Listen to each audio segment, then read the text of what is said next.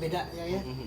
Merintis dari nol dengan bangun dari keterpurukan beda kan. Nah, kira-kira jalan yang terbaiknya itu seperti apa?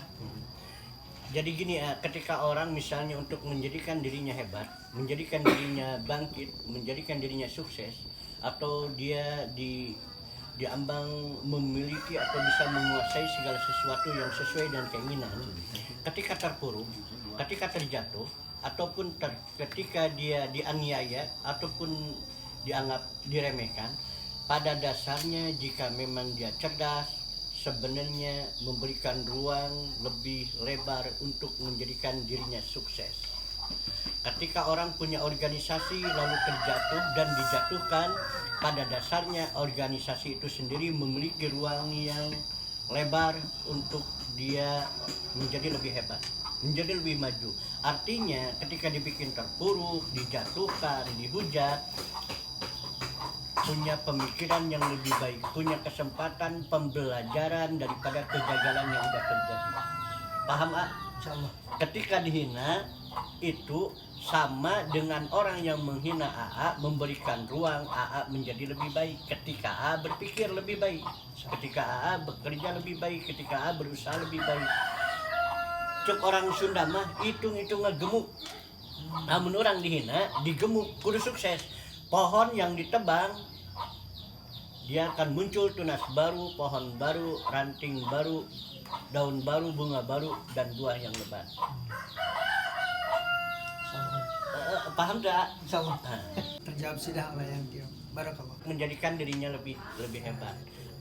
Jadi ketika dibikin terpuruk, ketika dianiaya, ketika diperolok-olok, itu sama dengan orang yang menganiaya, yang memperolok-olok, yang menjatuhkan diri kita, sama dengan memberikan ruang kita menjadi lebih baik. Itu kesempatan menjadi lebih baik. Orang sukses sekarang adalah orang-orang yang teraniaya di masa lalu. Tanpa aniaya, tanpa keterpurukan, sekarang mereka tidak akan sukses. Sukses itu bisa diraih ketika ada hujatan. Terang benderang itu bisa muncul karena ada kegelapan. Bisa disebut terang benderang karena adanya kegelapan. Tanpa itu semua tidak bisa dikatakan terang benderang. Ketika sukses, ada pukulan, ada hantaman. Saya harus bangkit, saya dianiaya, saya dijatuhkan. Suatu saat nanti, besok lusa, saya akan bangkit dan memperlihatkan kesuksesan saya di depan mereka yang maniaya, di depan mereka yang menghina, di depan mereka yang memperolok-olok. Bangkit dan maju. Di situ saya akan berbagi kepada mereka yang memperolok-olok. Dan suatu saat nanti mereka yang memperolok-olok akan heran dengan keberhasilan saya. Jadi jangan takut dengan aniaya, jangan takut dengan perolok-olok, dan jangan takut dengan hujatan. Ada satu pepatah bijak gini, musuh terbesarmu adalah orang yang paling dekat dengan. Maka berhati-hatilah dengan orang yang paling dekat, karena suatu saat akan menjatuhkanmu di belakang. Oke? Paham? Insyaallah. Barakallah. Pama yamal di sekolah dari syarra yarah. Pama yamal miskala dan serja. Apa itu, Bah? Barang siapa yang berbuat zalim, apabila dalam zalim kejahatan kepada diri kita, Akan kembali. itu akan kembali kepada orang yang berbuat jahat, berbuat zalim. Pama yamal di sekolah dari khaira yarah. Barang siapa yang berbuat baik, kebaikan akan kembali kepada orang yang berbuat baik. Walaupun sebesar Jarak. Biji sesawi. Nah itu, yang penting kita lakukan yang terbaik. Ada kunci jawara yang harus tertanam dalam hati semua anggota Jawara Sunda dimanapun berada. Yang pertama, mencintai Allah. Amin. Gitu kan, selalu ingat sama Allah. Gitu kan, karena yang namanya umur, takdir, rahasia Allah tidak ada, tidak akan ada yang tahu kapan besok. Gitu kan, Allah memanggil kita. Semoga kita panjang umur. Amin. Amin. Amin.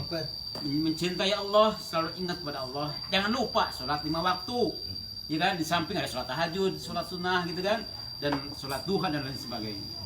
Nah, yang kedua adalah mencintai sesama. Mencintai Allah, selalu ingat sama Allah. Dan kedua, mencintai sesama. Ya kan, mencintai sesama. Itu tadi.